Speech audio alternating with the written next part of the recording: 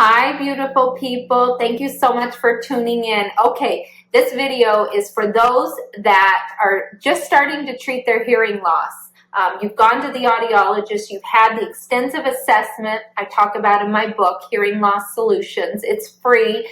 You can download a copy, forward it to whoever you want. It's the most comprehensive hearing, balance, tinnitus, cognitive hearing relations book on the planet.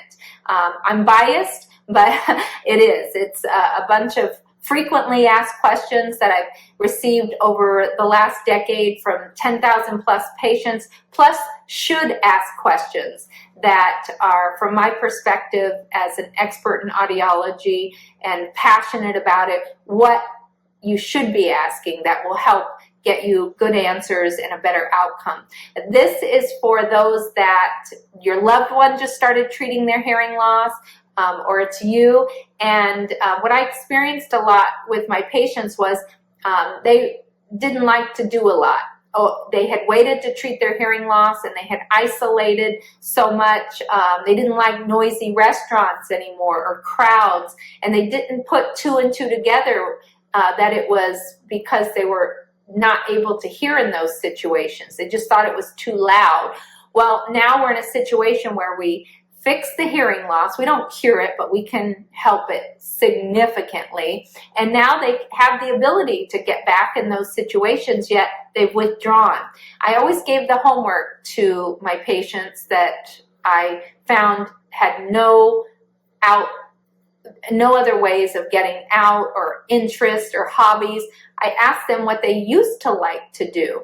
Many were in travel clubs or sewing clubs or dancing clubs, or they like to go listen to this music, this type of music, or play bingo, but they'd stop doing that because it became too loud and too noisy.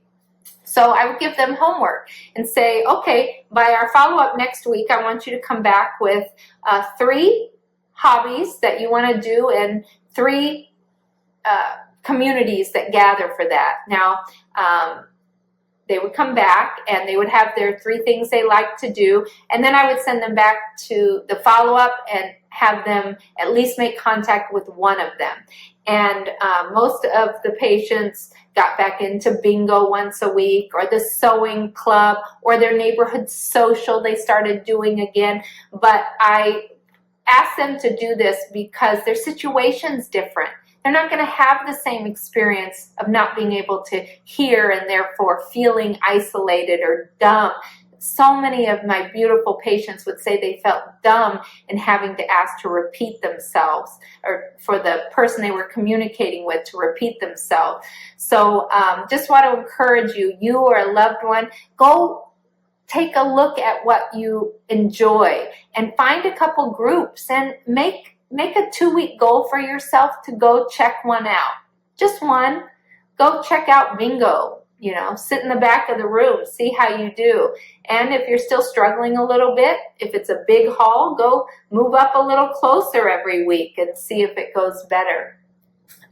Just encouraging you to get out and be social, because at our core, we're created to connect with others. And many stopped going to church and other things and found that their newfound hearing was actually a brand new life. Thank you, God.